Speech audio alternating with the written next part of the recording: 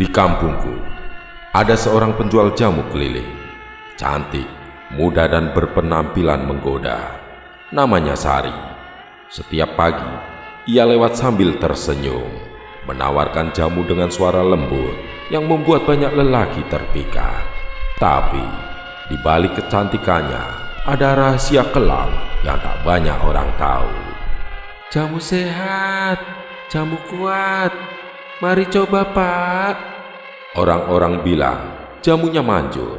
Siapapun yang minum, tubuhnya terasa lebih segar. Tapi ada satu hal aneh. Beberapa orang yang terlalu sering membeli jamunya justru jatuh sakit parah. Suatu malam, aku tanpa sengaja melihat Sari berjalan di gang sempit. Padahal, biasanya ia hanya berjualan pagi sampai sore.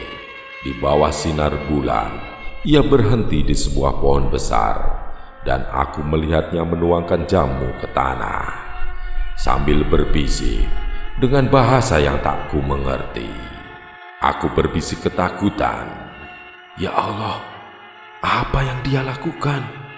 Tiba-tiba, dari dalam gelap, muncul bayangan hitam besar, seperti sosok makhluk halus yang meminum cairan jamu itu. Sejak malam itu, aku sering dihantui. Dalam mimpi, Sari datang membawa jamu, memaksaku untuk meminumnya. Wajahnya cantik, tapi matanya merah menyala. Minum jamuku, supaya kau kuat, tapi kuat untuk bersamaku selamanya. Tidak, pergi kau. Suara tertawa melengking, lalu hening. Aku mulai mencari tahu dari seorang dukun tua. Aku mendapat jawabannya. Sari bukan penjual jamu biasa. Ia memakai ilmu hitam untuk membuat jamunya. Setiap botol berisi tumbal gaib yang membuat pembelinya perlahan kehilangan energi hidup. Yang lebih mengerikan, Sari bukanlah manusia biasa. Katanya ia sudah meninggal bertahun-tahun lalu, namun masih gentayangan dengan wujud cantiknya. Malam itu, Sari muncul di depan rumahku. Wajahnya pucat, tubuhnya separuh hancur, tapi senyumnya tetap menggoda. Sari dengan suara seraknya mendekat. Kamu sudah tahu rahasiaku. Berarti kau harus ikut denganku. Jangan dekati aku.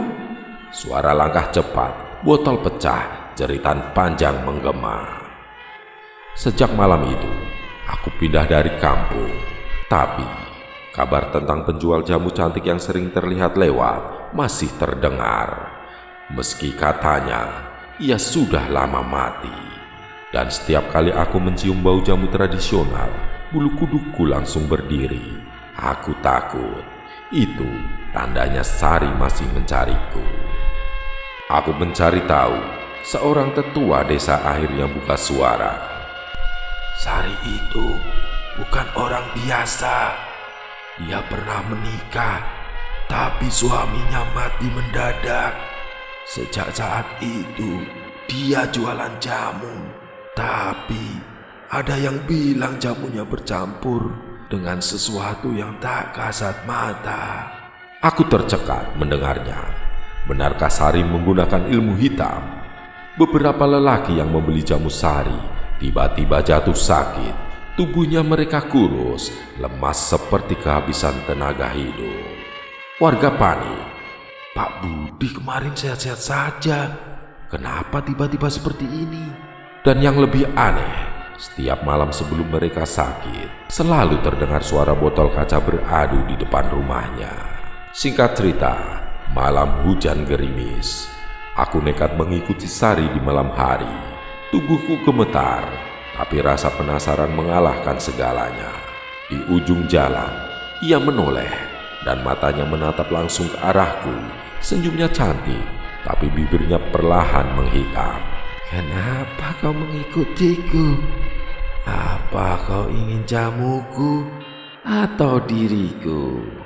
Aku lari sekuat tenaga, tapi di belakangku terdengar suara tawa melengking yang membuat darahku membeku. Malam berikutnya, aku mendengar ketukan dari pintu rumah. Saat ku buka, tak ada siapa-siapa. Hanya botol jamu yang masih hangat, seolah baru saja diletakkan. Dalam sekejap, angin dingin berhembus. Bayangan perempuan berdiri di sudut ruangan. Rambutnya panjang, wajahnya cantik tapi pucat. Tubuhnya seperti membusuk. Kau sudah tahu rahasiaku.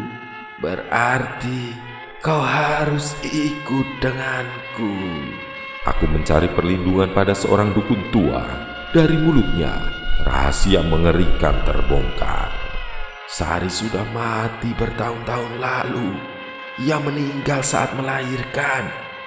Sejak itu, arwahnya gentayangan. Tapi ia menjelma menjadi penjual jamu untuk mencari korban. Darah dan jiwa manusia adalah jamu sejatinya. Aku terpukul mendengarnya. Jadi, selama ini yang kulihat hanyalah arwah penasaran.